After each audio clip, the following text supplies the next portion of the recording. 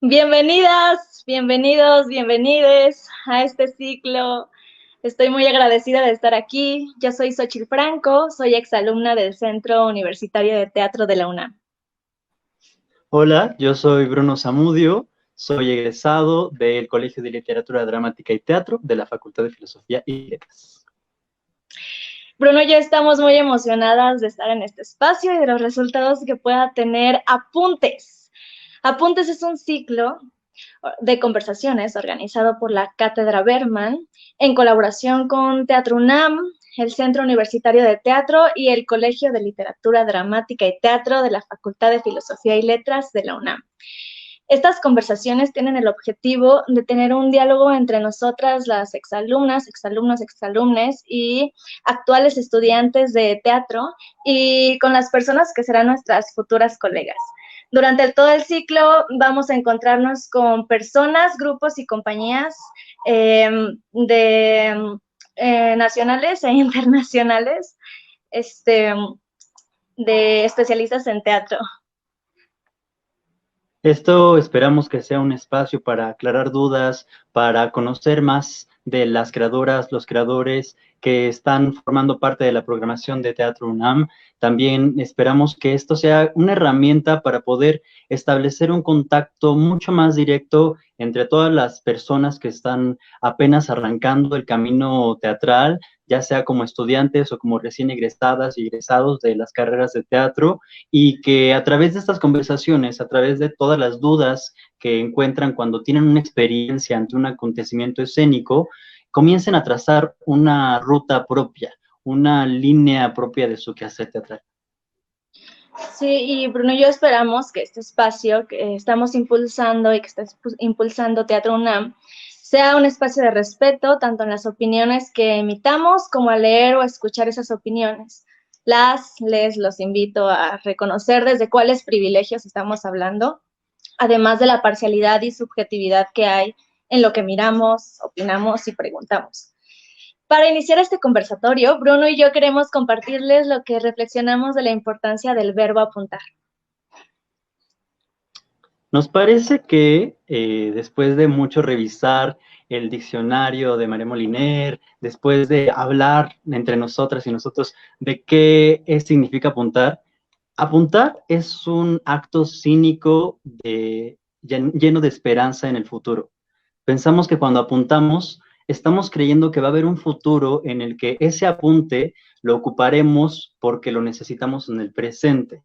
Quisiéramos que entre todas y todos podamos encontrar qué pasa cuando apuntamos. Es decir, habrá dos conversaciones importantes, la que hay entre la persona que guía la conversación y la creadora o el creador, y también la conversación que ocurre entre nosotras cuando escribimos algo y estamos conversando qué nos parece importante de apuntarle al futuro para que lo ocupemos en un presente proyectado, en una hipotética realidad.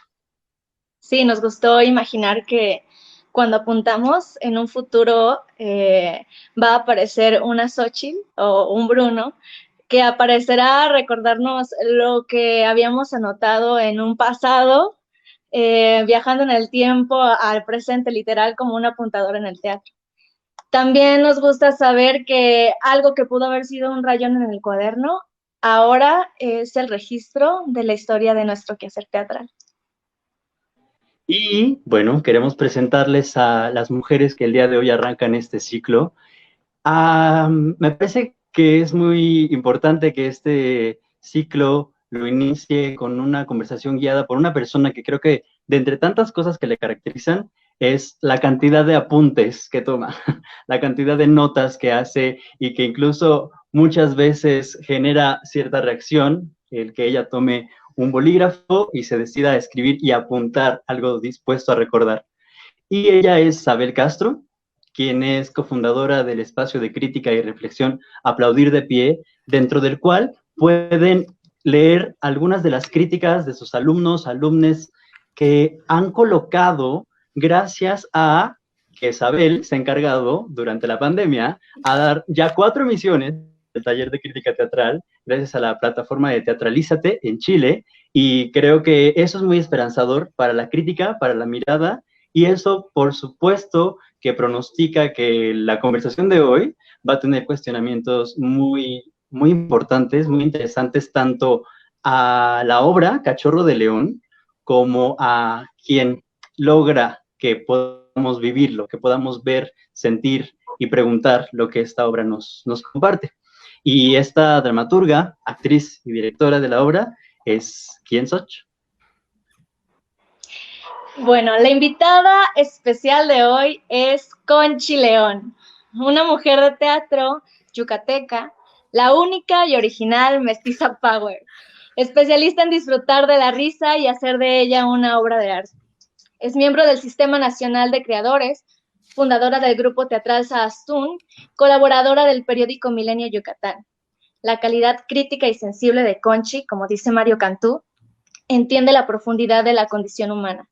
Con ese rigor, es fundadora de la Compañía Municipal de Teatro de Acapulco y actualmente imparte talleres de dramaturgia, biodrama, teatro ritual y testimonial. Una persona que con su ser creativo aporta el llamado constante de nuestra identidad cultural. Decir es tocar con manos invisibles, dice por ahí Alberto Ruiz Sánchez. Y la boca de esta cachorra ha tocado el alma de cientos de personas y de jóvenes que hoy, gracias a su voz, se encuentran aquí presentes. Los y les invito a conversar con Sabel y Conchi. Te paso la palabra, Sabel. Muchas gracias, Soch. Muchas gracias, Bruno. Y sí, efectivamente ya empecé a hacer apuntes porque para esto nací. Y con esto vamos a dar inicio a la conversación con Conchi León. Muchas gracias a todas las personas que nos acompañan a esta charla. Seguramente muchas antes de llegar aquí han visto la obra Cachorro de León y tienen muchas preguntas que iremos compartiendo a lo largo de este encuentro. Quien no haya podido ver esta obra, no se preocupen, porque esta actividad no está pensada como un desmontaje, sino como, o sea, no es un desmontaje de la obra, sino un desmontaje de la vida artística de Conchi León, que como sabemos es una creadora fundamental para comprender el teatro mexicano actual. Conchi, me da mucho gusto, ya lo sabes, compartir este espacio contigo. Sabes que además de ser una gran amiga, para mí eres una creadora que admiro y que siempre me ha resultado tu trabajo un objeto de estudio fascinante. ¿Cómo estás? ¿Qué se siente venir a compartir con un grupo de estudiantes de teatro en esta época complicada? Ay, pues muchísimas gracias por la invitación y por la presentación. Pues mira, es curioso que me inviten porque yo soy autodidacta. Yo terminé la secundaria, mi mamá me dijo, tú eres muy tonta, no voy a gastar dinero en que estudies. La verdad es que no tenía dinero para gastar en mí. Yo era la quinta hija, la más pequeña. Entonces he tenido que buscar las figuras académicas que me permite el no haber tenido una academia al terminar la secundaria y solamente talleres, seminarios y diplomados. Entonces me gusta mucho poder compartir en espacios con estudiantes porque mi experiencia es muy diferente a la experiencia que ellos tienen en el aula. Y eso me gusta mucho porque siempre es un intercambio, no nada más es de un lado, de aquí para allá, como en el teatro, también es del artista al público y del público al artista. Por eso me emociona mucho. Oye, yo sé por ahí que tuviste un acercamiento inusual a la comunidad de Teatro UNAM. ¿Nos quieres contar cómo conociste al actual director de Teatro UNAM? Sí, cómo no. Me invitaron, hay una bola de chavorrucos, que espero que conozcan a otros, evítenlos si pueden, aléjense, que organizaban la Muestra Nacional de la Joven Dramaturgia en Querétaro. La organizaban ellos y se invitaban ellos. Y nos invitábamos, porque pues yo también fui parte de esa comunidad. Pero la verdad es que ya no teníamos nada de jóvenes. Inclusive la crítica que iba ahí era como muy rara. Entonces era como los nuevos dramaturgos necesitamos nuevos críticos, porque es que decían que tu obra es entre una comedia y un melodrama y nosotros pues no nos sentíamos ya cómodos con los géneros. Pero bueno, me invitan a esta inauguración y yo venía de no sé qué, no había comido, estaban ahí dos de mis mejores amigos, fuimos a una cantina, pedí algo de comer porque no había comido y después de la obra había conversatorio y no había nada de comer y lo único que había era de botana un guacamole y cuando ya voy a comerme el guacamole, dicen, ya vamos a inaugurar, ¿dónde están? Cabrones, los traemos a la inauguración y se están emborrachando en una cantina, vengas para acá. Entonces le digo a la chica, pónmelo para llevar, y yo dije, pues si la obra está muy aburrida, imagínense, iba a comer tostadas, ahí iba a abrir, no, ya saben. Y le digo a la chica, me da el guacamole en una cosita para llevar, le digo, ¿no me das unos totopos? Entonces como que se enojó y me dio una bolsa así de totopos, pero así una bolsota. Y entonces nos empezamos a reír mis amigos y yo, y pues nos vamos directo a la inauguración porque ya nos estaban esperando para inaugurar. Y entonces yo llevaba el guacamole en una mano, la bolsa de totopos en otra, el celular así en la axila, la bolsa, y entonces me dicen, te vamos a presentar al coordinador nacional de teatro, que lo acababan de nombrar, y yo no lo conocía, la verdad. Y me dicen, mira, pues él es Juan Meliá. Entonces yo, en el no saber qué hacer, en la vergüenza de traer unos totopos en la mano, en la inauguración, con el nuevo coordinador nacional de teatro, estiro la mano y se me cae el guacamole en los pies de Juan Meliá. Y yo me acuerdo que volteé a ver sus zapatos que estaban boleadísimos. Creo que era uno de los primeros eventos oficiales del recién nombrado Juan Meliá, que pues ustedes saben que es un hombre muy impecable, su cuidado. Y entonces yo veo el guacamole y el tomate en sus pies y lo único que reaccioné fue decirle, ay, ¿no quieres tostadas? Porque pues, cara de desprecio brutal. Y dije, estoy vetada para la Coordinación Nacional de Teatro a partir de ahorita. Porque además en ese momento dijeron, pasa Juan, ya tienes que decir las palabras de inauguración. Entonces entró Juan, sacudiéndose el guacamole, los zapatos. Mis amigos se rieron y se alejaron de mí. Dijeron, no la conozco nunca en la vida. Juan dio el discurso de bienvenida y yo dije, nunca más en la Coordinación de Teatro me van a invitar a nada. Yo ya estoy vetada. Y Juan Meliá pasa a ser coordinador nacional de teatro, a ser director del FONCA y ahora director de Teatro UNAM. Eso quiere decir, para mí, que siempre nos vamos a estar encontrando de una u otra manera. Nos dedicamos a lo mismo y siempre nos vamos a encontrar. Por fortuna, Juan Meliá tiene un gran sentido del humor. Yo creo que me vetó como 2 años nada más, ya cuando ya hice cosas con la Coordinación Nacional de Teatro. Sí, justamente para eso te provoqué que nos compartieras esta anécdota, para enfatizar esta importancia que tiene tomar conciencia de lo pequeño que es el mundo del teatro. Y que hablemos ahora que tenemos la oportunidad de hacerlo con estudiantes y con gente que apenas empieza a entrar al mundo, enfatizar también que las diferencias estorban. Quizá al ser parte de una escuela les insistan mucho en su singularidad, en que son mejores que otros, en que son distintos a otras escuelas, cuando en realidad una vez que terminas de estudiar, te unes a la masa de creadores y te vas a estar encontrando constantemente con ellos. Y no solamente con las creadoras y creadores, sino con gestores, con directores.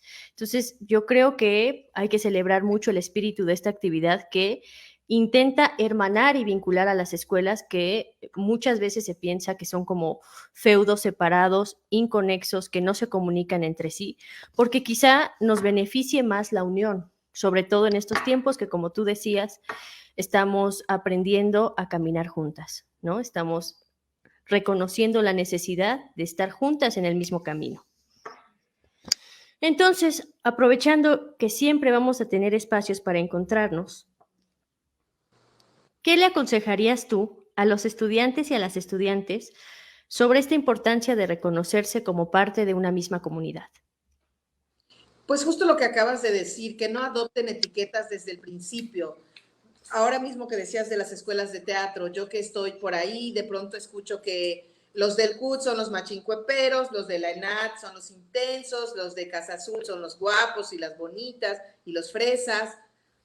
Si nos vamos a provincia, en mi caso, mi teatro estuvo clasificado como teatro regional y a los intelectuales no les interesaba. Me platicaban del maestro Sergio Galindo, que él tiene su compañía de teatro en Hermosillo, y como tampoco pasó por la academia, pues los maestros les decían a los alumnos, no vayan a ver las obras de Sergio Galindo, ese señor habla de vacas y de señores con sombrero y bigotones, ¿no? Al final, el teatro regional es el que habla de una región, y a veces nos pasa eso con nuestras obras. Decía Víctor Hugo Rascón Banda que tienen las propiedades del agua, incolora, insabora. Entonces, es importante que nuestras obras tengan sabor y a veces desde donde fueron creados es que les da el sabor. Entonces, no se compren etiquetas, al final no sirven de nada. Aún así, con lo que tacharon con el caso del maestro Galindo, él siempre está presente en muestras nacionales y es un autor muy, muy reconocido.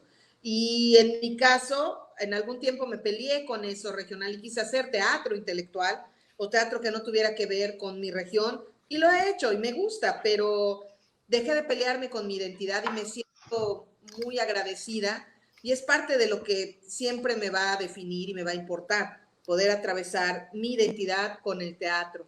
Entonces, no se compren etiquetas, no se compren divisiones, no sirve de nada. Y me decías también, bueno, es algo que tú sueles decir, que también en esta división hay que cuidarse de no medirse ni uno ni dejar que a otras nos midan con parámetros ajenos. O sea, no estar comparándonos, no estar viendo quién es mejor para cada cosa. ¿Esto tú cómo lo has visto en tu experiencia como creadora? Ay, es terrible, siempre por qué le dieron la beca a este y no me lo dieron a mí. Si se la dieron voy a ver su obra para decir que está horrible. Uno realmente compites contigo mismo, no compites con el otro. Es decir, llegaste a un parámetro con esta producción, la que sigue tiene que ser un poco mejor o distinta. Entonces, estarte comparando desde cualquier lugar es el oficio más absurdo y más inútil que existe. Cada uno de ustedes tiene su propia voz y es importante porque es la voz de ustedes. Entonces, no, yo espero que no entren a esos juegos de la comparación. Claro que frustra y claro que da coraje decir, ay, a mí, ¿por qué no? Pero bueno, llegará ese momento y si no, ustedes aprenderán a crear con lo que no tienen. Oye, y aprovechando esta cuestión de que todas somos parte de lo mismo, también aprovecharla para invitar a todas las que están escuchándonos, a todas las personas, que en cualquier momento que tengan una duda o que quieran hacer un comentario, siéntanse libres de hacerlo y nosotros vamos a tratar de incorporarlos a la conversación la mayoría de comentarios y preguntas posibles. Quiero pasar ahora a un tema que me parece muy importante y muy definitivo para entenderte como creadora, y es tu naturaleza del esfuerzo, tu naturaleza guerrera. Yo creo que esta naturaleza te ayuda a sobrellevar no solamente el tipo de circunstancia que estamos atravesando todas, ¿no? Esta situación pandémica, sino que ha definido toda tu andanza en el teatro. Esta cuestión de siempre esforzarte por hacer, pese a lo que digan, pese a las condiciones materiales, te ayuda como a crear aún con tu incertidumbre o aún con tus debilidades o aún con tus dudas. Háblanos de cómo esta naturaleza del esfuerzo inquebrantable te ha definido como artista. Sí, es algo que yo vi en mi madre que fue empleada doméstica. Ella no tenía horario de trabajo, entonces ese ejemplo de trabajo inquebrantable, como dices, para mí fue muy fuerte desde mi infancia. Entonces yo he trabajado mucho siguiendo ese ejemplo de mi madre. Pensaba hace poco de lo mal que hablo de mi padre, de lo mal que me cae porque fue una buena persona. También fue un hombre muy trabajador, que usaba su dinero en sus cosas, pero fue un hombre muy trabajador. A mí siempre me han preguntado si siento que he tenido que luchar más por ser mujer y yo me pregunto, yo siempre lucho, no me cuestiono si tengo que luchar más porque hago teatro en los estados. No me pregunto eso porque siempre estoy luchando, porque sé que no me van a llamar, que no me van a dar la beca más alta, que no me van a llamar para hacer tal o cual cosa. Entonces yo siempre estoy luchando para llegar ahí. Hubo un momento en el que yo sentí, era tanto esto, estar luchando y estar trabajando y estar haciendo, irme de Mérida en algún momento porque eran las instituciones con un pensamiento bastante arcaico, ridículo, sin ningún tipo de sensibilidad para los artistas, y me voy un rato a la Ciudad de México porque además puedo ver teatro ahí de lunes a domingo y si puedo lo veo. Y me doy cuenta que esa energía que utilizaba yo para pelearme con la institución la podía usar para crear y eso me gusta mucho. Entonces no es algo que me detenga a decir o a autolamentarme, autocompadecerme, sino estas son las circunstancias y a partir de esas circunstancias siempre estoy creando. Y eso en algún punto también me hizo sentir que yo estaba en un caballo que estaba corriendo para una carrera, para llegar, y yo dije, ¿a qué hora me subí a este caballo? Si yo nada más quería hacer una obra de teatro, no quería meter a la programación del sistema de teatros, a la programación del Helénico, a la programación de la... No, yo quería venir a la Ciudad de México, a la Capilla, a dar unas funciones y poder ver las obras que hubieran en cartelera ese momento y regresarme a Mérida. Entonces también me tuve que bajar de ese caballo alguna vez y decir, estoy muy cansada, ya ni siquiera estoy disfrutando lo que hago, ya entré a este juego de la competencia que hablamos al principio y no lo quiero para mí. Para mí el teatro principalmente es algo sumamente placentero y amoroso. Y también, claro, la pandemia nos bajó del caballo a todos de un empujón y sin decirnos, te tienes que bajar o decidir uno bajarse. Nos aventó y nos bajamos. Pero como yo ya me había bajado antes, no tuve miedo por eso. Dije, ok, estoy abajo del caballo, ¿cómo puedo crear desde abajo del caballo? Y no estoy compitiendo. Claro, se volvió a desarrollar otra vez la competencia. ¿Quién vendía más? ¿Quién tenía? Ay, pues tenías como 15 espectadores y estos tenían 500. Ok, bueno, de eso se trata. No, para mí el teatro en línea no resuelve mi economía, ni me posiciona en algún lugar, pero me permite seguir creando y crear en medio de la incertidumbre, de la ansiedad, del estrés, me parece maravilloso. Sí, tú has tenido también otra de las cosas que te definen, es que aprendiste en algún momento, ahora nos compartirás cuándo, si es que logras ubicarlo, cuándo aprendiste a crear aún con condiciones precarias o no con las mejores condiciones, cuándo te alejaste de esta dominación económica, o sea, de esta, a veces se crea como una vez que se tiene el recurso. Y tú muchas veces creas desde lo poco, desde la nada. Cuéntanos cómo llegaste a esa decisión. Pues hice después de Mestiza Power, que fue una obra que funcionó muy bien, en una muestra, tenía la muestra nacional, cuando estaba Escárcega, una modalidad que era producían obras de los estados para que llegaran a las muestras. Y de principio las producían con 500,000 pesos, pero se las producían a los grandes maestros, ¿no? Sin embargo, al haber llegado yo con Mestiza Power y haber significado lo que significó para el teatro mexicano, 2 años después me buscan para producirme una obra para la muestra. Ya no eran los 500,000 pesos, eran como 250,000 pesos. Yo tenía una obra muy sencillita de 3 mujeres que usábamos nada más arena. Entonces viene Ignacio Escárcega, me dice, te la vamos a producir, te vamos a poner a un escenógrafo para que tenga escenografía, te vamos a poner todo un aparato de producción. Y fue un fracaso total la obra en la Muestra Nacional de Teatro, porque era un aparataje que yo detesto. El escenógrafo es un gran escenógrafo, es un gran maestro, es una gran persona y un gran artista, quiero decir, pero ese no es mi teatro. Mi teatro es con una hamaca, mi teatro es con la fotografía de mi papá, ese es mi teatro.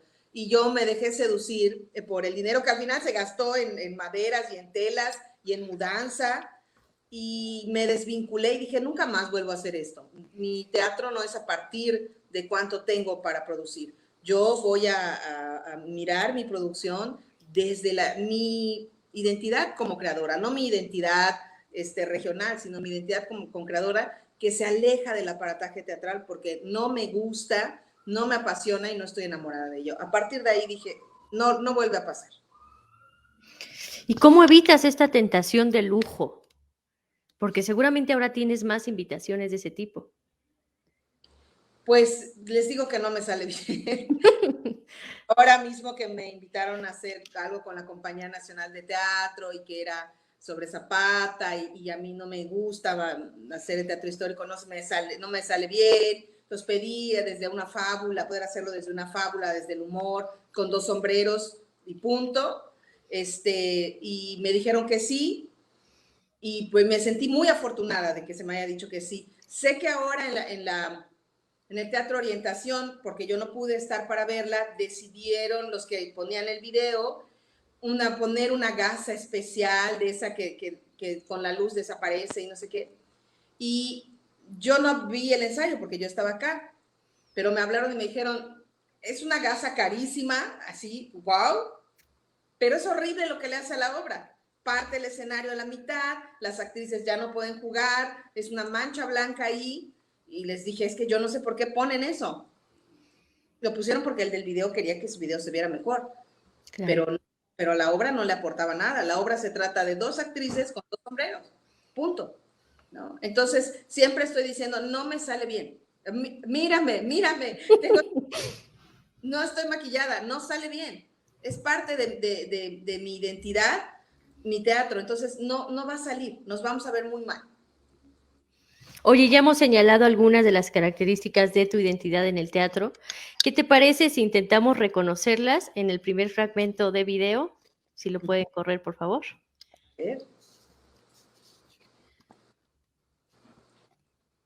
¿Lo tenemos a mano? Regresé a Mérida porque me dijeron que le había dado un infarto a mi padre, un tal Mauricio León Rosas. Mi hermana me lo dijo y yo le prometí que vendría a verlo en cuanto pudiera. Ven pronto. Los doctores le dan una semana de vida. Su corazón ya no tiene compostura y él pide verte para despedirse. Yo estaba en la Ciudad de México, actuando Bajo Tierra de David Holguín. Soy de esas teatreras antiguas y fue fácil decir, la función tiene que continuar. No puedo regresar. No voy a regresar ahora. Nunca he abandonado el teatro. No voy a hacerlo ahora por el viejo. Mi hermana insistió. No quiere ver a nadie. Solo quiere hablar contigo.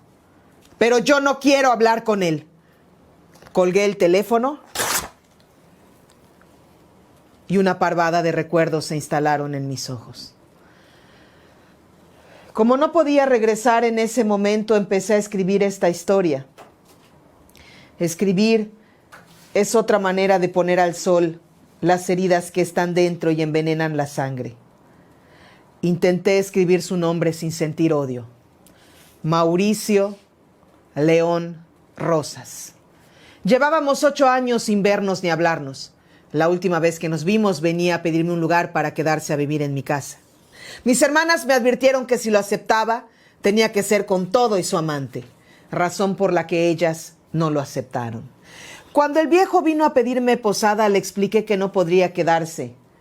Mi madre nunca me hubiera perdonado esa traición. Y mi madre es cosa aparte. Él se enojó y me mentó la madre.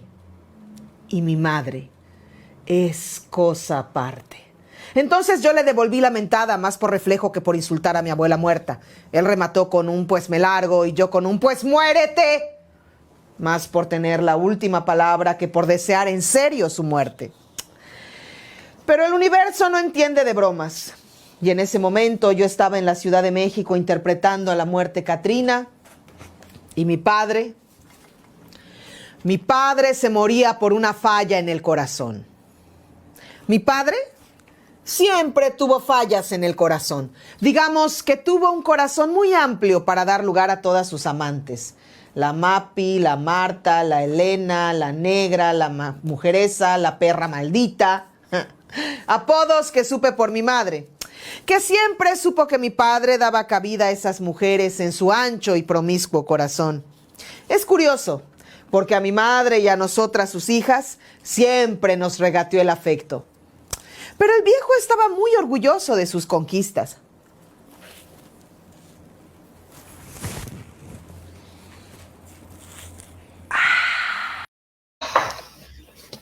¡Ay! Mira, ya hemos hablado de que tú estás acostumbrada a trabajar con cualquier condición, cualquiera que ésta sea, teniendo mucho o teniendo poco. Y hemos hablado también de que tú tienes un coraje que te caracteriza. Lo que quiero preguntarte es, ¿cómo este coraje y esta adecuación a cualquier condición se tradujo cuando tú tuviste que pasar por las condiciones de la pandemia del teatro presencial, al que estabas acostumbrada, al streaming o al teatro en video? ¿Qué cambió? ¿Cómo viviste esa transición? ¿Qué descubriste que pasaba con tu teatro cuando era transmitido por streaming o cuando era grabado? Pues yo tenía desde hace rato el plan de hacer algún tipo de contenidos en YouTube con un equipo, no porque quisiéramos ser youtubers ni nos fuéramos a volver virales, aunque lo hicimos en algún momento, llegamos ahí, sino por poder compartir otro tipo de contenidos y que alguien viera esos contenidos y dijera, mira, ahí hay algo interesante de lo que no se está hablando o no estamos viendo. Entonces, nuestros videos que tienen, a excepción de la Macallín, los demás tienen 300 vistas, 100 vistas, sí sucedió eso, porque hace unos meses me buscó alguien para pedirme que escriba el guión de una película, porque ha visto mis contenidos y cree que yo miro un lugar que no miran otras personas y que no es el lugar común. Entonces yo decía con mi equipo, lo logramos, al final lo logramos, ¿no? Esos videos que están en YouTube, esos materiales que están en mi canal de YouTube, no, lo hemos generado desde nuestro bolsillo, con cámaras de celular, con un micrófono que pedimos en Amazon de 300 pesos, pero que nos ayuda a que tenga con el arito de luz, que es el que tengo acá, que nos ayuda a que no se vea tan chachal, decimos acá en Yucatán, o sea, que no se vea así como mal iluminado, sino que se vea bien. Entonces, cuando viene la pandemia, yo hago un primer video que se vuelve viral, yo me vuelvo a buscar este equipo donde hay pues cámara profesional, microfonía profesional, un director de cámaras, y decimos, vamos a empezar a hacer cosas ya que estás acá, porque estaba yo en la Ciudad de México, y empezamos a generar estas cosas. Después nos invitan en la capilla a dar una función de Cachorro de León. Boris me dice, no es la función grabada, no es la función del teatro, es como una versión más concreta para la cámara. Entonces me siento con mi equipo, platicamos y decidimos usar las fotografías y una serie de cosas que usamos que en la obra de teatro no las usamos. Nos gustó mucho cómo pasó. Yo no me sentí como hablando nada más ahí a una pantalla, sino como el director de cámaras está con una cámara en mano todo el tiempo y aún pudiendo hacer close-up, se acerca a mí, se aleja de mí. La que maneja la luz está con la lámpara y también están como bailando, estamos como bailando los tres. Eso generó una energía muy rica. Entonces, la verdad es que no sentí que no tenía sentido lo que estaba haciendo, sino fue algo muy apasionante, fue nuevo. Y después hay conversatorios y cuando abrimos las cámaras y la gente habló de lo que había sentido y etcétera, pues fue maravilloso. Tuvimos poquita gente al principio, después ya más gente empezó a creer en el teatro en streaming y pudimos seguir dando funciones. Entonces no fue complicado. Tuvimos problemas con algunas, con Manantial del Corazón, tuvimos que quitar la primera escena y tuve que explicar de qué se trata la obra, que no es una obra de inicio a fin, sino que son 4 historias que se cortan. Con Mestiza Power nos pasa todavía, ahora que vamos a tener una función, estamos pensando cómo vamos a hacer, porque la primera parte a propósito es muy caótica, y eso en la televisión, y que además lo hicimos como a 3 cámaras, una cámara para cada actriz, y era una locura, y la gente se mareaba de ver tanto, hasta los monólogos ya la gente se podía centrar. Entonces vamos a hacer ahora otra versión, en donde esa primera parte, más bien estemos prácticamente sentadas con alguna acción, y la cámara no tenga que pelear mucho, sino quizá esté en toma abierta, para que se pueda escuchar esta primera parte, que siempre es complicada para el espectador. Y es que es esto, nuevamente tuviste que adaptarte, lo hiciste fácilmente, qué funciona, qué no me funciona, entendiste que cada medio tiene sus propios retos, y hablando de estos retos, pues resulta que la gente que vio Cachorro de León, los estudiantes y las estudiantes, se perdieron la última escena. ¿Por qué? Porque la canción de Pedro Infante excedía el tiempo que puede transmitir una canción, me imagino que por los derechos de autor. Entonces, no sé si quieras tú dar algún cierre, si quieres no decir en qué termina, pero no sé si quieras como compensar esto que hizo YouTube. Ok, pues termina en que llego al hospital a ver a mi padre y ahí estaban todos sus amigos que yo siempre creí que eran mentira. Miren, me conmueve mucho pensar ese momento, y pues nos podemos despedir sin necesidad de decir mucho. A veces una sola palabra puede decir mucho, y papá o mamá, al menos en mi historia, dicen mucho. En algunos momentos ese mucho puede ser muy doloroso y en algunos momentos puede ser inspirador. Qué hermoso. Y además no tienes ningún problema en contar un poco el final, porque sabes que lo rico de tu obra está en el proceso, ¿no es cierto? Sí, yo creo que sí, fue parte también de esta búsqueda que tengo con el teatro testimonial, de no mostrarte como una víctima, de no mostrarte como un héroe. Ninguno de los extremos es bueno. Y el teatro no necesita héroes, cada vez estoy más convencida de eso. Cuando alguien asume ese lugar del héroe, me sacrifiqué por el teatro, por ustedes, comunidad, no le creo y no me gusta. O cuando alguien dice, lo que yo hago rescata tal, pues para mí rescatan los bomberos, entonces no me compro ese trip. Y creo que en Cachorro de León es muy claro, porque yo ni soy un héroe, ni soy una víctima. Soy una fiera como lo soy y como lo dice la obra de teatro, ¿no? Ay, qué hermoso, muy cachorra. ¿Quién dijo eso? Así te presentaron, ¿no? Aquí, una cachorra. Maravilloso. Oye, hablaste, y creo que este fragmento también nos permite abordar eso. Siempre mencionas a tu equipo. Creo que para ti es una cosa fundamental trabajar en equipo, porque muchas veces se dice que el teatro se hace en equipo, pero a la hora de la hora, al momento de hablar de las producciones, no hacen énfasis en qué hace cada quien, en cuál es la particularidad, cómo funciona cada cual.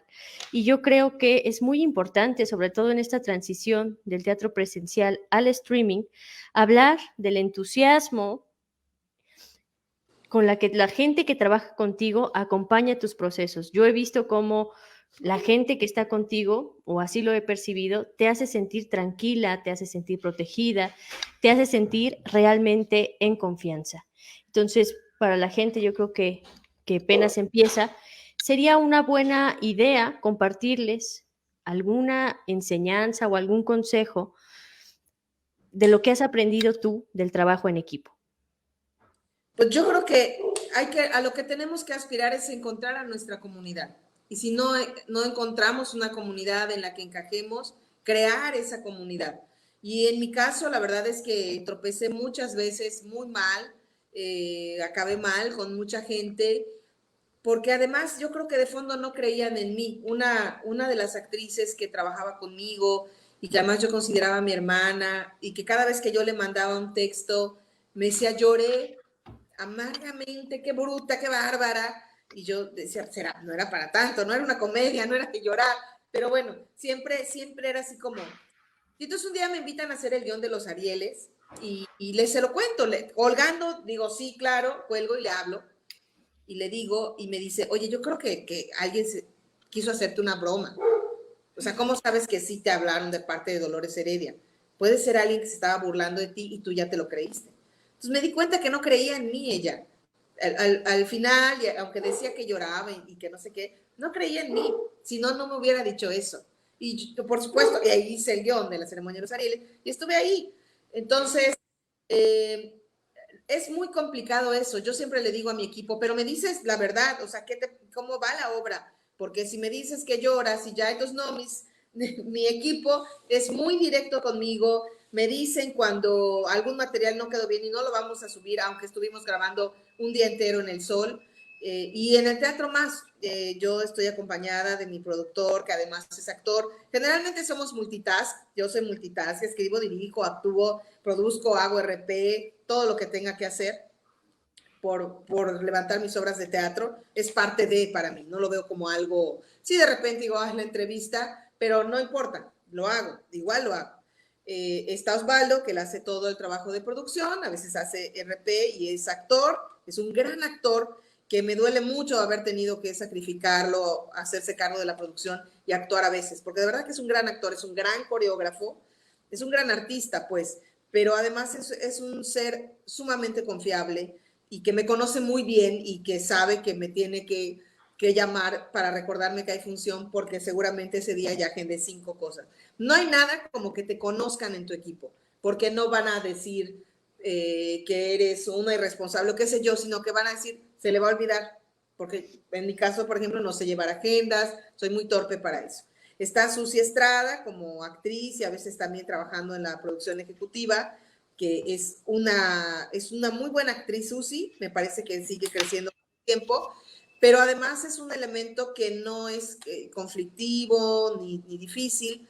Y en algún momento les quiero confesar que yo he preferido crear en paz que pensar que voy a crear chingón. Es que si hablo a tal, voy a crear chingón, pero si hablo a tal, voy a crear en paz. Prefiero crear en paz. Y en tiempos como estos, todavía más, ¿no? Está Esaú Corona, que es iluminador, y ahora en audiovisual Iván Aguilar y Luis Ramírez. Con Iván de repente hemos tenido como él quiere esto, yo quiero otro, somos de generaciones diferentes, entonces sí hay que hacer cierta mediación, pero creo que lo hemos logrado. Básicamente esa es mi compañía, hay actores invitados según los proyectos, pero a mí me queda claro que no es mi pueblo, que no es mi comunidad, e incluso el cuidado y el trato es más delicado con la gente que está invitada con mi equipo y con mi comunidad, que a veces pues vamos a dormir en una hamaca los dos porque no hay otra manera, ¿no?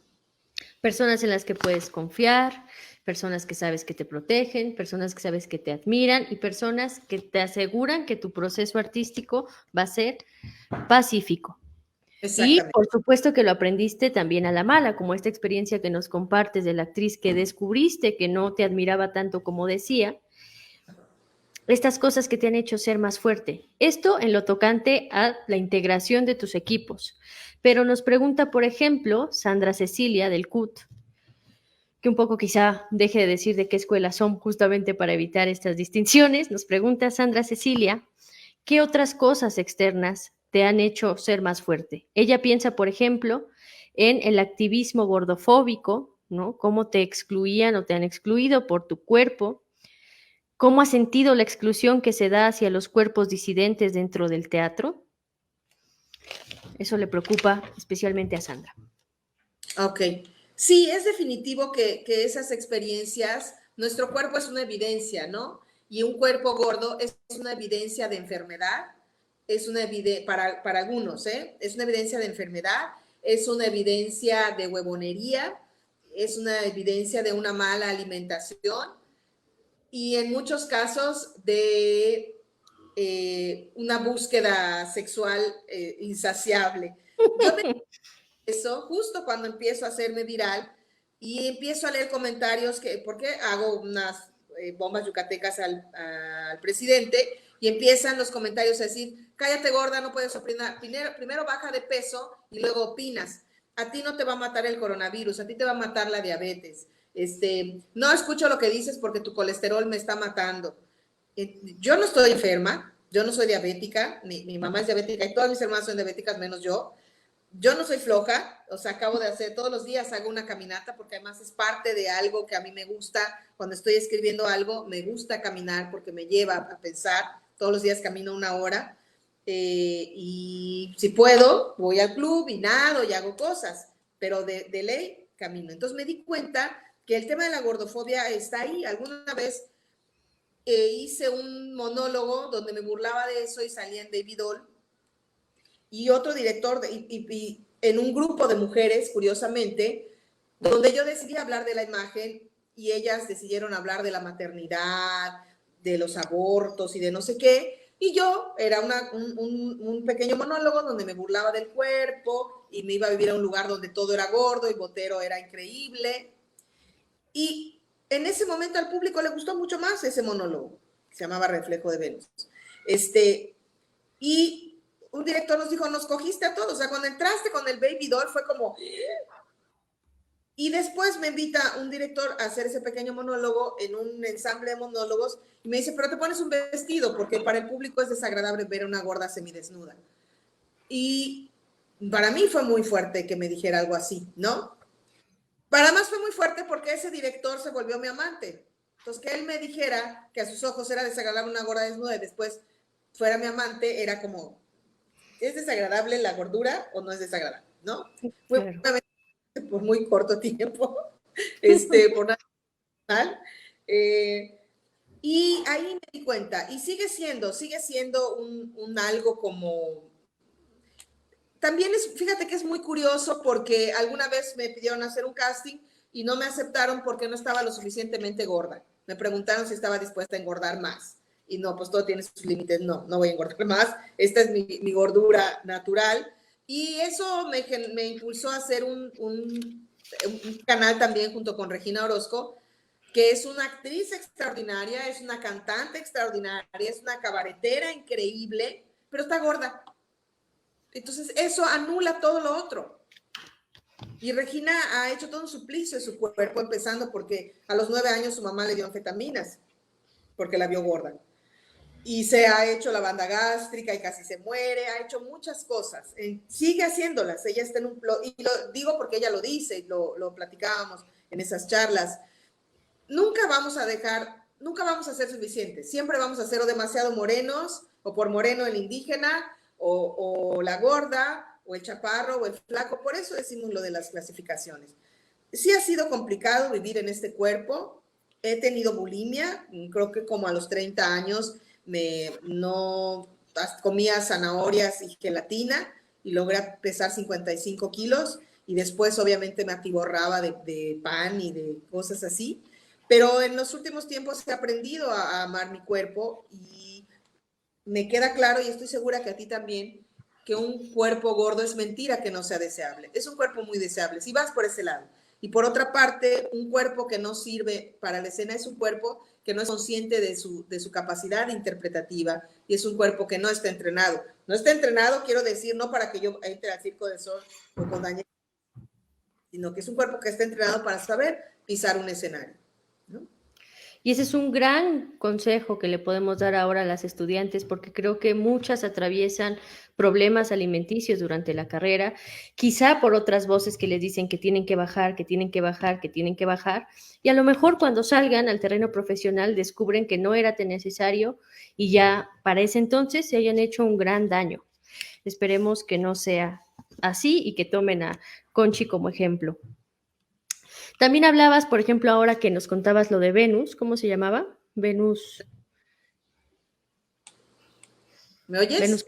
Sí. ¿Qué?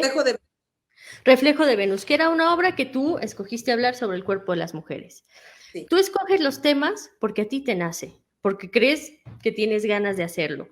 No antepones, o así me ha parecido siempre, la pertinencia social, es decir, no piensas en eso antes de crear, sino que muchas veces lo descubres una vez que ya se empiezan a presentar. Y esto te lo pregunto porque, Carlos, quería saber cómo reflexionabas tú sobre la pertinencia de tu teatro. No, realmente no es algo que yo piense, incluso ahora que está de moda hacer teatro social y que resulta que yo hago teatro social, ni lo sabía, ni estaba detrás de eso, ni me importaba. Cuando la Comisión de Derechos Humanos de Yucatán me da un reconocimiento por mi labor social a través del teatro, yo, ¿cómo? No, eso hacemos todo. No estaba haciendo nada, para mí, nada fuera de lo que me había enseñado mi madre, que era apoyar a los demás y hablar de la injusticia en nuestro país. Entonces, no, realmente no. A veces aparecen los temas, aparecen las personas con alguna historia y puede inclusive mover completamente hacia el camino que yo quiero ir, pero no dejo escapar esas historias. No me pregunto si es pertinente o no es pertinente. Justo ahora que hacíamos la Casa de tu Alma, que habla de cuando se mueren las personas mayores, y entonces yo les decía, ¿por qué estamos haciendo esta obra en este momento en el que se están muriendo las personas mayores? No nos va a ir a ver nadie. Y era como, se murió el abuelito de fulana, se murió la mamá de sutana, y era como, bueno, ni modo, pues con esa obra obtuvimos un apoyo y hay que hacer la obra, y ahí está en la versión de cámara. Y después cuando la hagamos presencial, para mí es como, pues vamos a probar qué pasa. Yo soy muy autocrítica, voy a probar qué pasa con la obra de teatro. Si la gente no quiere verla, si no se la pasa bien, si no es un buen producto, la sacamos. Me ha pasado. A Osvaldo le escribí una obra de teatro que fue un fracaso total con nosotros.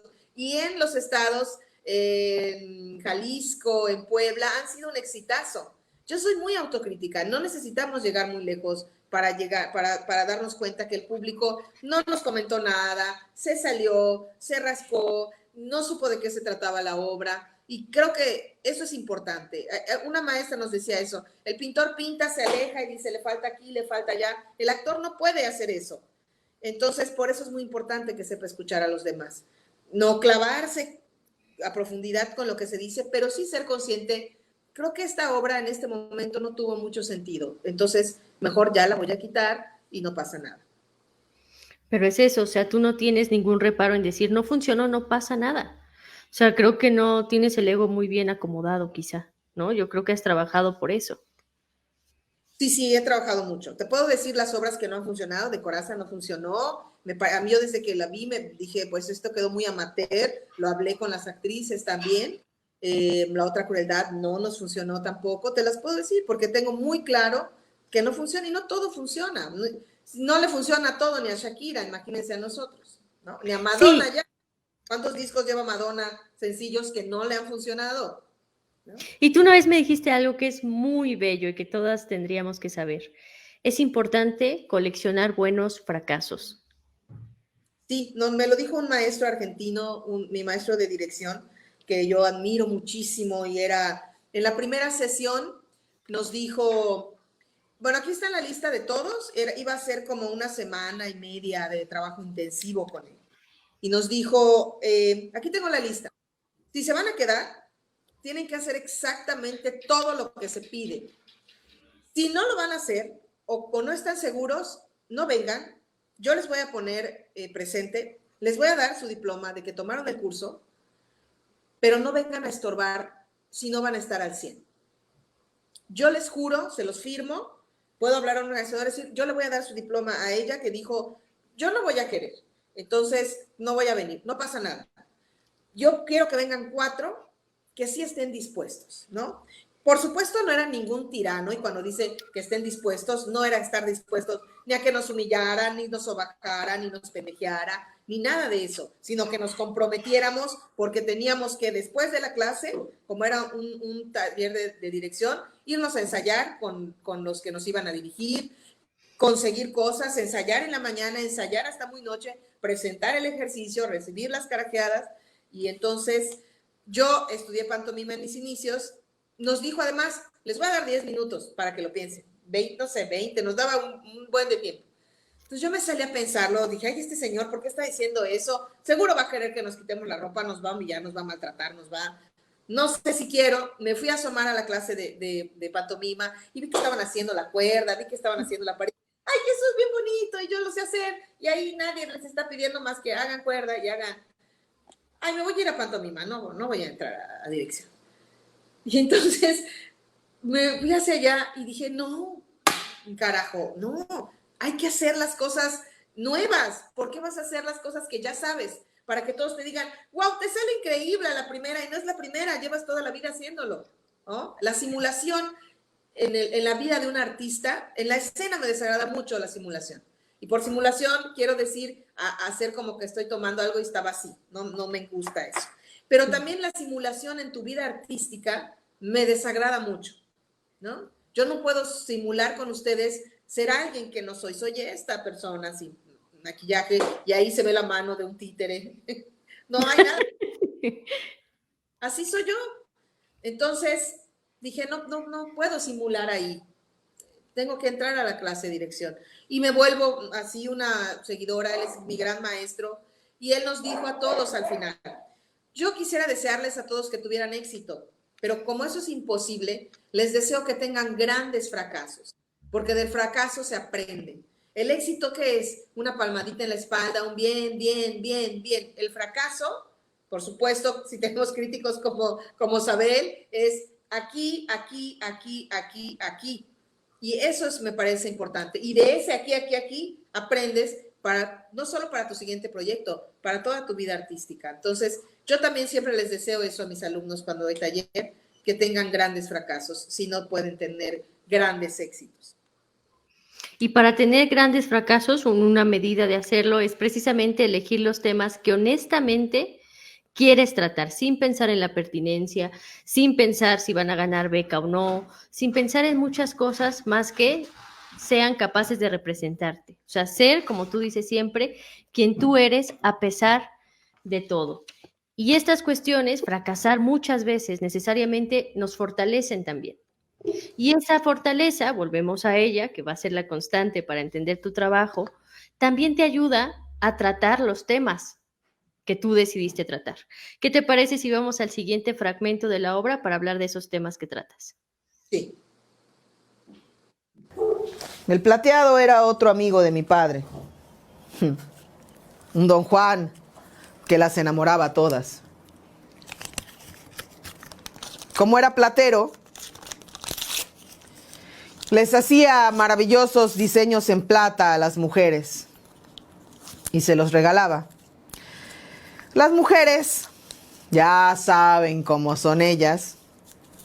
Apenas recibían el regalito del plateado, enloquecían de amor por él y le entregaban el regalito. Y una vez que tenía el regalito, pues el plateado se iba por otra y con otra y con otra y con otra. Era muy mujeriego. Y cómo no, si era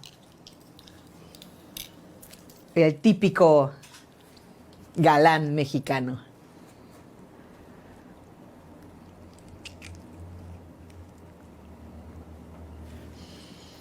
Así andaba el plateado de flor en flor, hasta que por ahí de sus 30 se enamoró perdidamente de Adelita.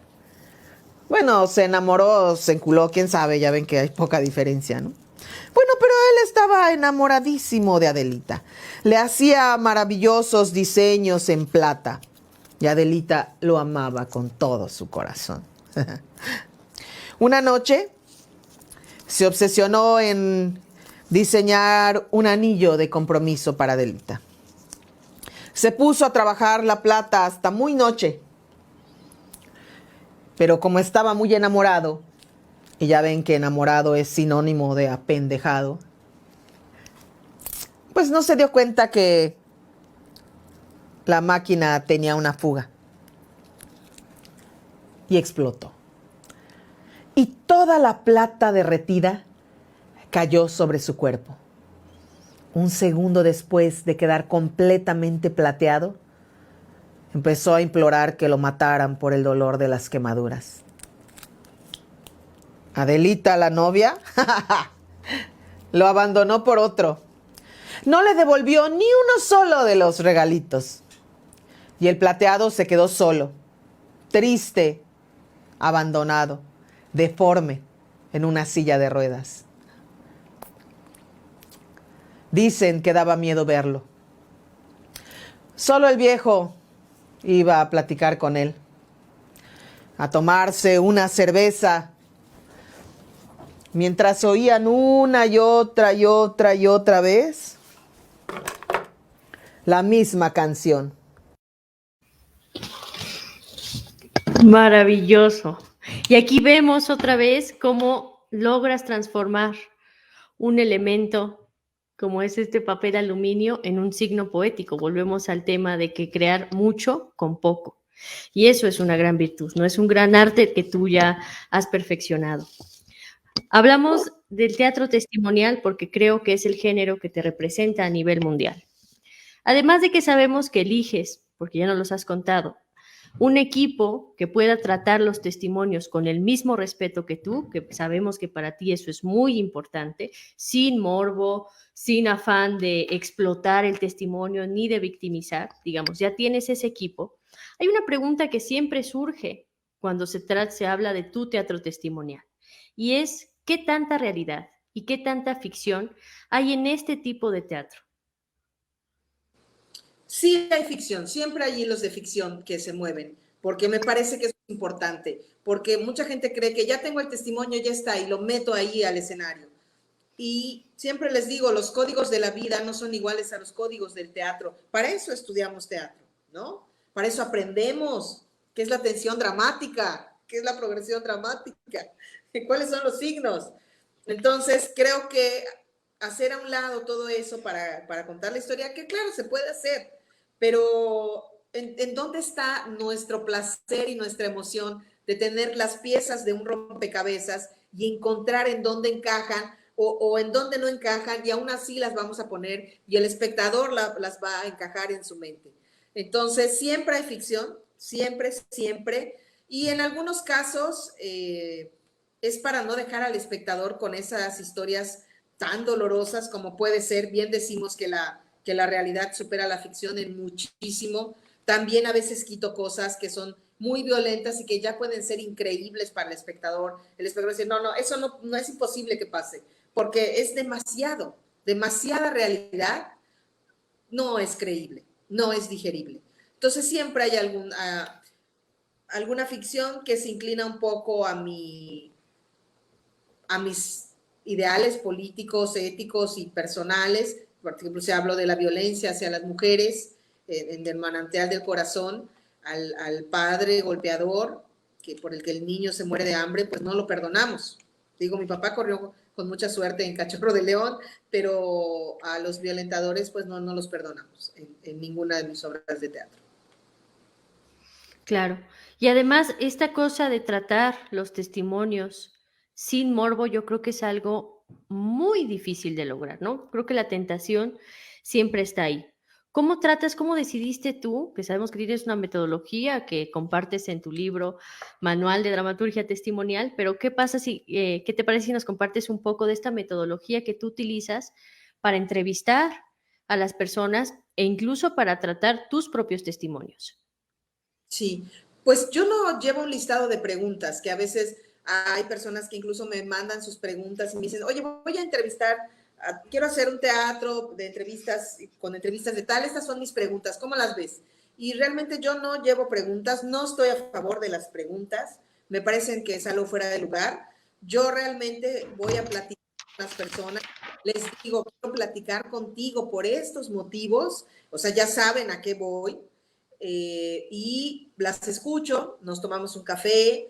En el caso de Mestiza Power, que son mujeres que vendían en la calle, compraba la fruta que vendían y me sentaba en la banqueta a comer la fruta con ellas y a platicar con ellas nada más. Y si alguna cosa ahí podía yo preguntar, la preguntaba, pero de acuerdo a lo que me estaba platicando. Es decir, no había algo prefabricado para llegar ahí.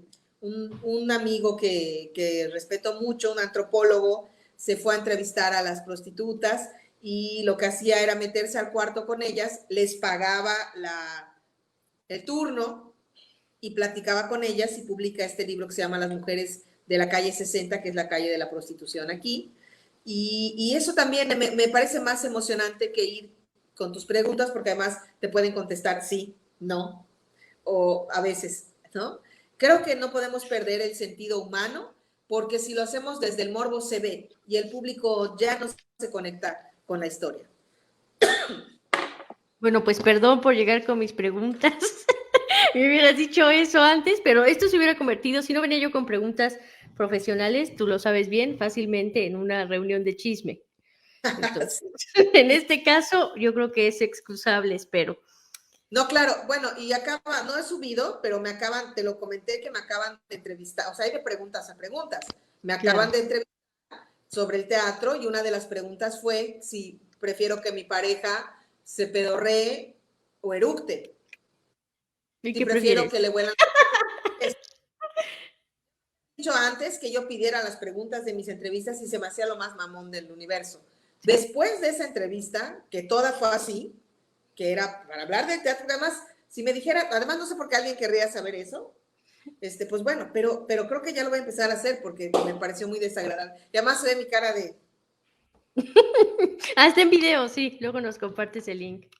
Está en video, sí, no lo compartí porque pues además es una mujer y no quiero generarle comentarios misóginos ni violentos, ¿no?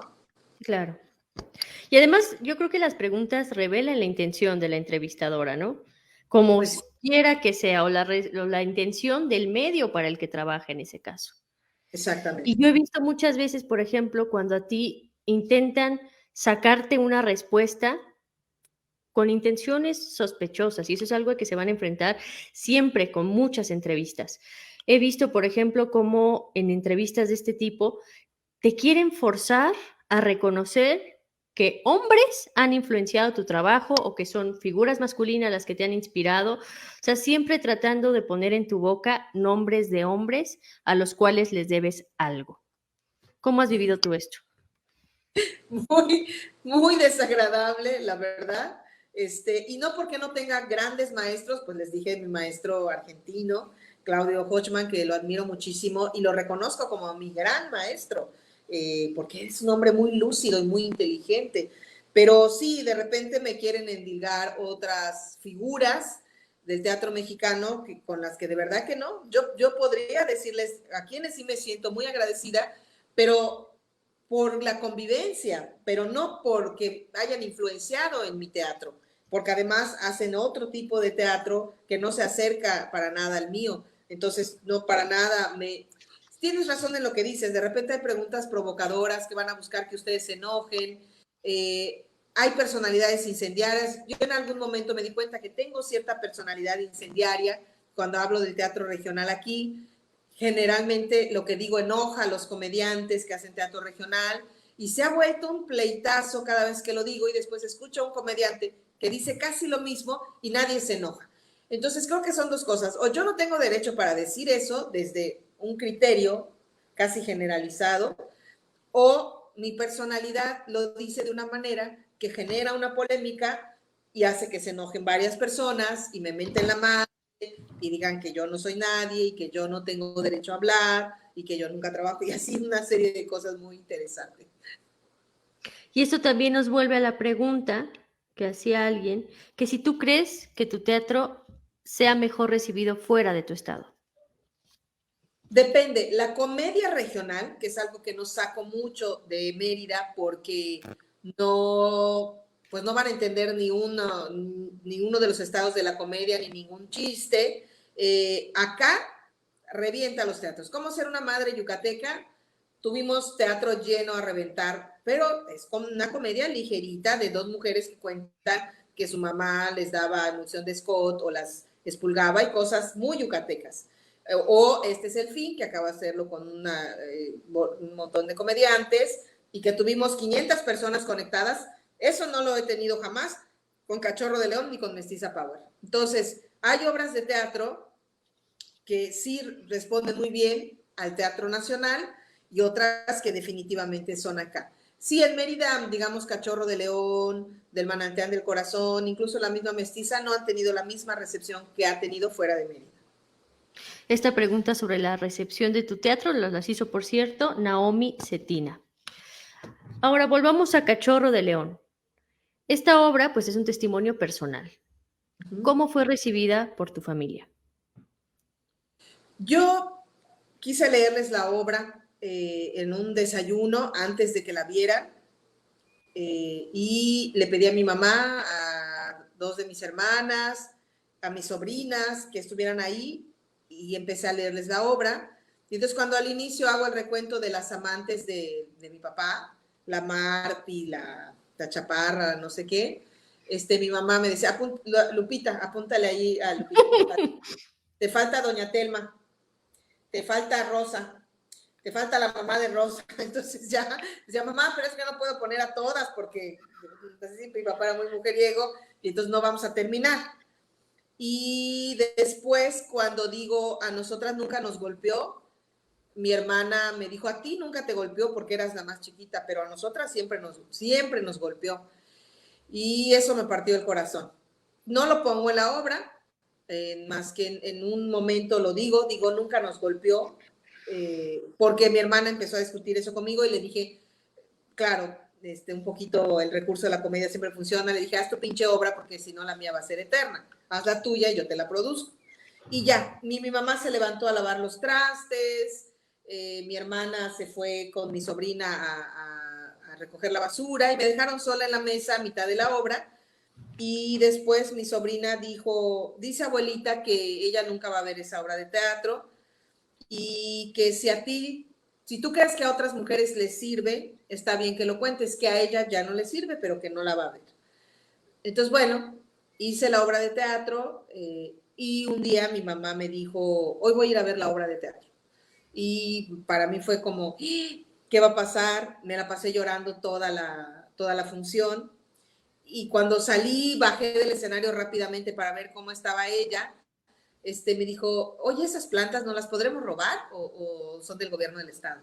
No me dijo absolutamente nada de la obra de teatro, pero es algo que yo siempre voy a agradecer de mi mamá, que tiene un profundo respeto hacia mi trabajo, que no me lo dice, no me dice qué maravilla lo que haces, qué maravilla lo que has logrado, sino más bien no me dice nada y a mis sobrinas les dice cosas que me hacen saber que para ella es disfrutable la obra. Mi hermana y mis sobrinas cuando fueron a ver la obra, pues sí, lloraron mucho y fue un momento bastante demoledor para ellas. pero ellas no pueden hablar de mi papá, ellas no se sienten cómodas con eso y creo que entienden que yo haya podido exorcizar eso a través del teatro. ¿Y cómo discriminaste tú lo que querías decir o lo que podías decir y lo que no? ¿Es una intuición que tienes tú? Pues hay un hecho muy, muy duro, ese sí imperdonable, que me enteré de mi papá ya más hacia adelante. Una de mis hermanas que ya falleció nos dijo alguna vez, ya te digo, hace, okay, poco antes de que yo hiciera la obra, que mi papá llegó alcoholizado y la había violado. Y mi mamá hizo un proceso de negación. Yo la vi, mi mamá, que es una mujer sumamente sensible y generosa y empática, vi cómo compuso el cuerpo y dijo, eso no pasó. Y mi hermana siguió hablando, sí, él llegó y estaba borracho, y yo estaba acostada en la hamaca de usted y mi papá. Nunca pasó. Tu papá era un borracho, era una mujer, pero ustedes nunca las tocó. No, pero entonces empezó a hablar encima de la voz de mi hermana, diciéndole, no, no, tú desde el accidente, porque mi hermana se accidentó y tuvo traumatismo craneoencefálico, confundes muchas cosas. Pero él nunca, nunca tocó a mis hijas, porque yo nunca las dejé solas. Entonces, yo nunca había visto un mecanismo de negación tan fuerte. Se lo vi a mi madre, que nunca se volvió a casar y que sí, efectivamente, siempre nos cuidó para que no abusaran de nosotros. Y por eso, por lo que ella dio su vida, sí pasó al final. Entonces, yo decidí no poner eso porque por la violación es imperdonable y porque pues yo quería justo hablar del perdón y ya cambiaba toda la obra decir que además de todo eso, mi padre había violado a mi hermana, ¿no? Claro. Insisto, mi hermana lo dice ya muy, muy al final y para mí esa sería otra obra y esa sí creo que no tengo corazón para hacerla porque es la historia de mi hermana. Y mi mamá lo que me dijo también, esta es tu historia con tu papá, tu historia con tu papá. La historia de tu papá con cada una de tus hermanas y conmigo es diferente. Entonces, sí hay cosas que no digo. Cuando hice de coraza o cuando he trabajado con las mujeres en las cárceles, pues hay cosas que no se pueden decir. Incluso con los actores de la espera de la compañía de teatro penitenciario, ellos me decían, todos se refieren a la tortura en Arraigo. Entonces yo les decía, yo creo que vamos a incluir, o sea, está tan presente la tortura que vamos a incluir 3 o 4 escenas de tortura para que el público vea. Y cuando me empiezan a contar cómo los torturaban, por ejemplo, que le metían un cotonete por el pene para que confesara, firmar, le dije, no. Otra tortura más buena onda, ¿no? Eléctricos en el no. Entonces no hacemos nada de eso. Y sí, sacamos todo eso, porque siempre empezar, si yo no puedo, el espectador tampoco va a poder con eso, ¿no? Sí, soy muy clara con el morbo y con qué quiero contar, de qué quiere esta obra, de qué va a hablar, del perdón, de esperar, de la maternidad. La violación es un tema y en estos tiempos en los que las mujeres hemos tenido que salir a gritar a las calles, déjennos de violar, perdonen las molestias, pero nos están matando. Creo que es un tema que yo no he tocado todavía y que creo que cuando lo haga me va a llevar mucho tiempo para poder encontrar todas las aristas de esa temática. Oye, cuando hablas de los temas de tu teatro, eres una mujer muy fuerte, muy profunda, muy sensible, muy entera. Y eso me lleva a hablar de la diferencia que hay con esta otra Conchi que existe en las redes sociales, que es jocosa, que siempre está hablando de su mamá como romantizando la relación. ¿Tienes tú conciencia de este diseño de diferentes voces en cada espacio? Claro, es parte del juego, el juego de roles que tenemos que jugar y que creo que en el teatro, en vez de resistirnos o enojarnos, hay que aprender a jugarlo. A mí me ha funcionado y me gusta y lo disfruto, y cuando no lo disfruto, tengo claro que no quiero jugar así. En realidad, mis redes sociales es un alter ego que siempre busca algún punto de quiebre cuando comparto alguna anécdota personal de mi mamá, de mis exparejas, de mis sobrinos, de mi papá, de mi tía. Siempre hay un pequeño quiebre de ficción, de sanación, de humor, de exhibición de mi cuerpo, de algún encuentro sexual, pero ese es un personaje. La gente que me conoce muy de cerca lo tiene claro. que sí es algo que sí pasó ese suceso, pero que está atravesado por la literatura y no es tal cual me pasó. Y que yo no soy como aparento en las redes sociales. Que sí, soy una mujer irreverente, muy libre. Si no estoy de acuerdo, me voy a levantar y me voy a ir.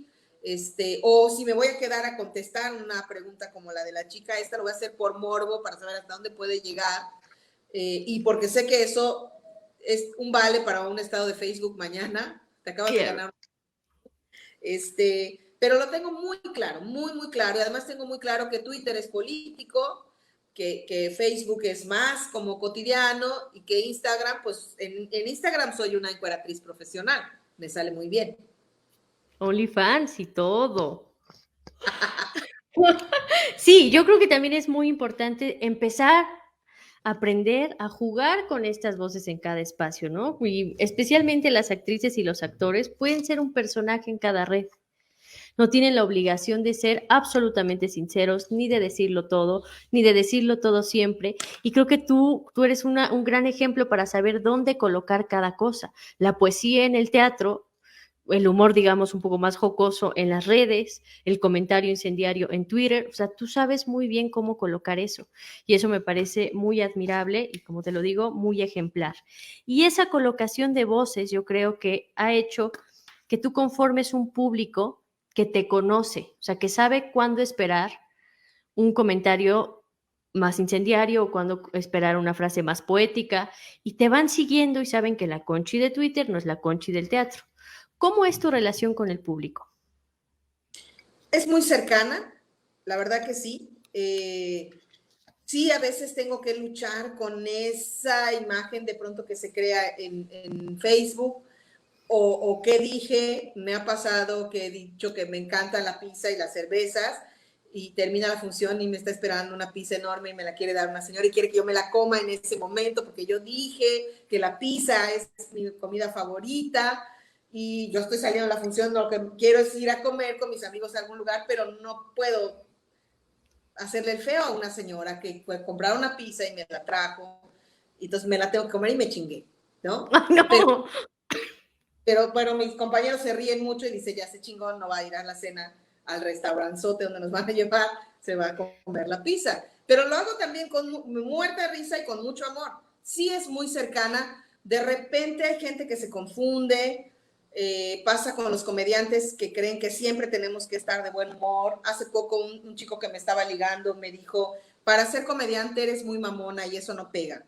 El comediante siempre tiene que estar de buenas. Y le dije, pues, ¿con cuántas comediantes ha salido?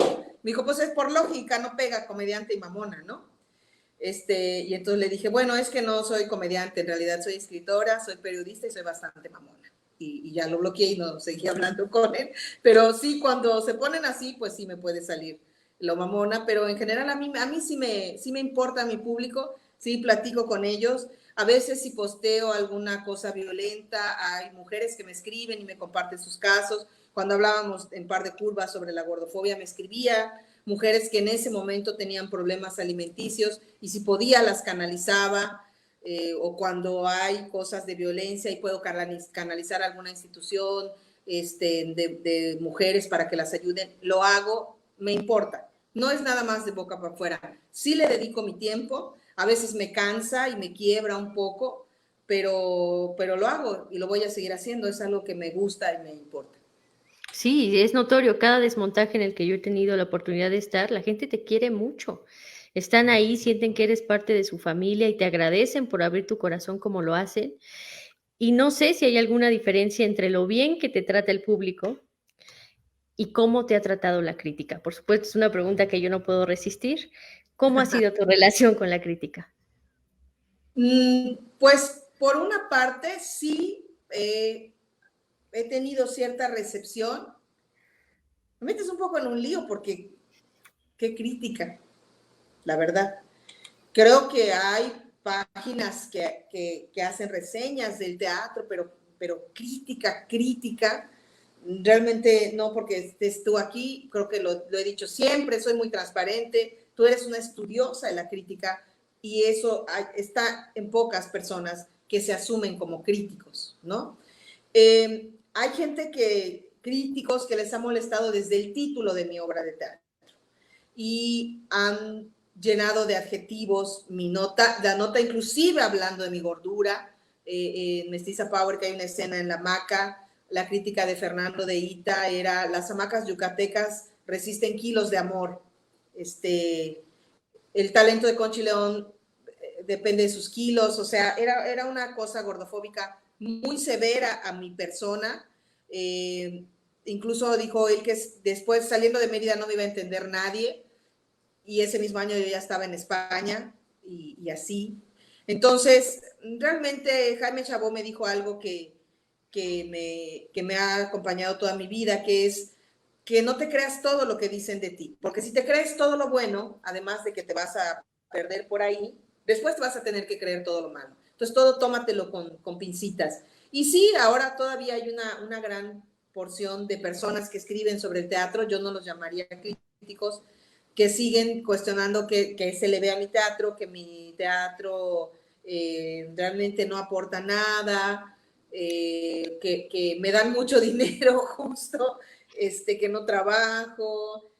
Hace poco leí una crítica que evidentemente tenía una carga personal con mi obra sobre la Compañía Nacional, porque decía que estaba llena de chistoretes, buscando sobajar todo el tiempo mi dramaturgia y mi persona.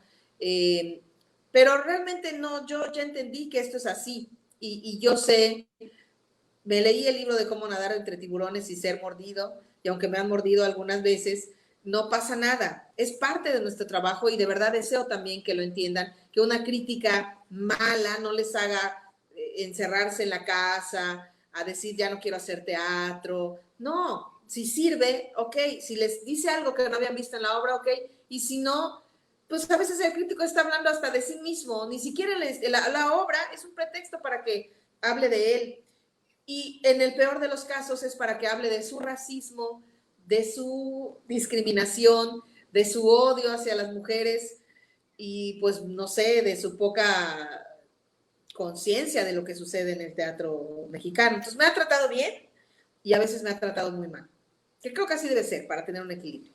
Claro. Oye, pues muchas gracias. Creo que como siempre que platico contigo y ahora todas que tuvimos la oportunidad de estar aquí, me llevo muchos aprendizajes para la vida. No sé si tú quieras agregar algo más para despedirnos de las estudiantes. Pues nada, que vean mucho teatro, que con lo que no se casen, bien dicen que cada maestrito con su librito, ustedes no se casen con ningún librito y menos con ningún maestrito, por favor. Conozcan a toda la gente que puedan, salgan de México en la medida de sus posibilidades, y si no, ahorita vean, no se dejen ganar por la desesperanza, traten de ver los espectáculos que hay. Ahí nos podemos salir sin que nadie nos vea feo, que en el teatro presencial nos podemos salir y nos van a ver feo. Acá nos podemos salir y no pasa nada. Y jueguen a crear desde lo que no tienen, jueguen a hacer equipo en la distancia. El teatro siempre es utopía. ¿Cómo podemos hacer equipo cada quien en su casa? ¿Cómo podemos juntarnos sin estar juntos? El teatro puede hacer eso y ustedes pueden hacer eso. Entonces, jueguenlo, experimentenlo y no dejen que nada aplaste su ser creativo, porque un artista principalmente es creativo. Ahorita las posibilidades para crear están muy restringidas. Mostrémosle a la vida, a esta situación, que nosotros podemos crear desde nuestra casa y con nuestro celular. Sin duda podemos. Pues muchas gracias, Conchi. Te quiero mucho. Vamos a dejar un fragmento de Cachorro de León y aquí nos despedimos ambas. Quería salir corriendo a buscarlo, pero en vez de eso, me caractericé como la muerte Catrina y salí omnipotente a decir mis líneas.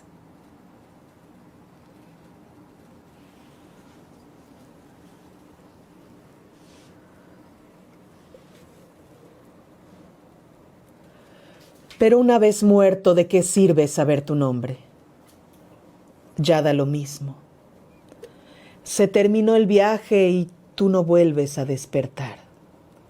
Bajo tierra yace un mar de polvo. Del agua solo queda un eco lejano. un lamento que se pierde entre las hojas secas, y el viento habla, muerde pero no sopla. Se terminó el viaje. Y tú no vuelves a despertar.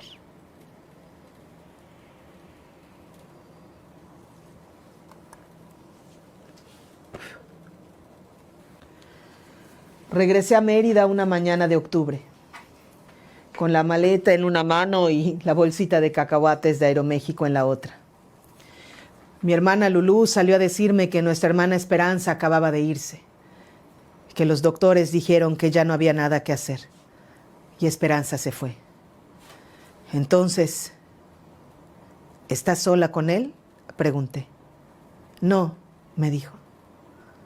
Vinieron sus amigos. Pegado a la pared estaba un señor sin brazos. Conversaba animadamente con un tipo que tenía el rostro destrozado y en la única mano que tenía sostenía un café del Oxxo.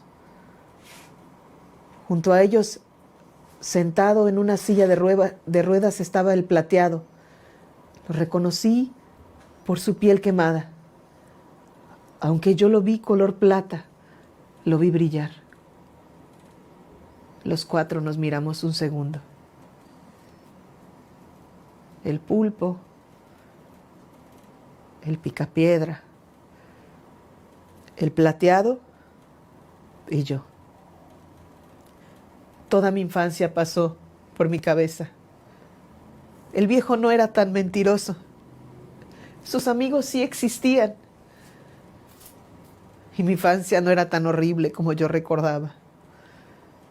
O quizá es que algunos monstruos existen para confirmarnos su belleza y nuestra propia belleza de estar vivos, completos por fuera, pero un poco mutilados por dentro. Yo también soy un monstruo.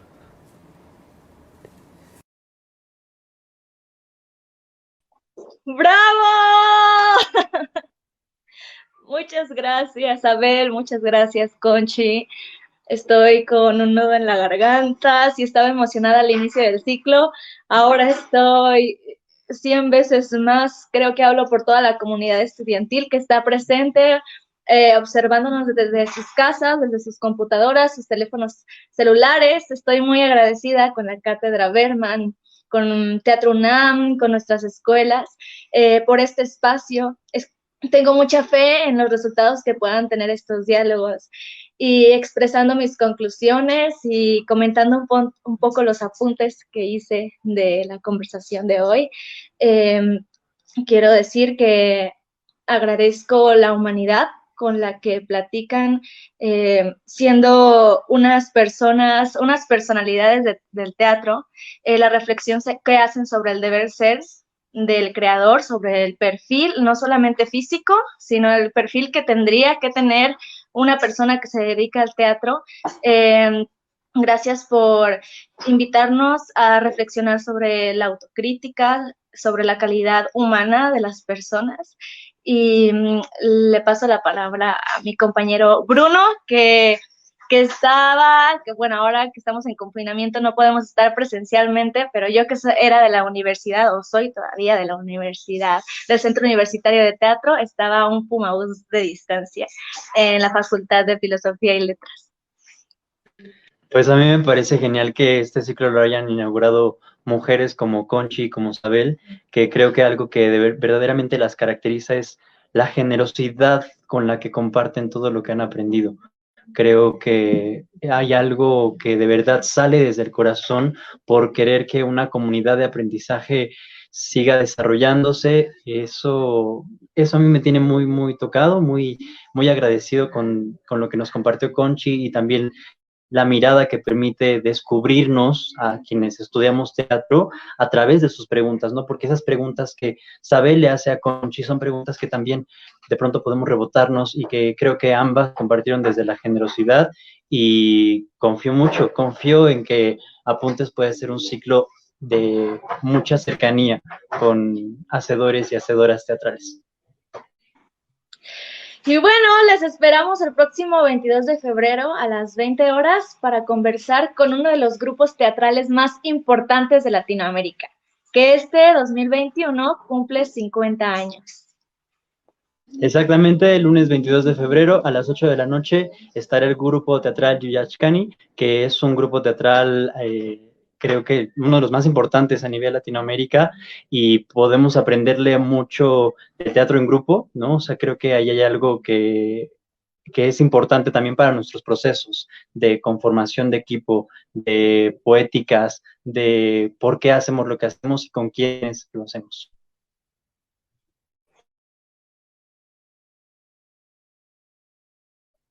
Tenía el micrófono apagado.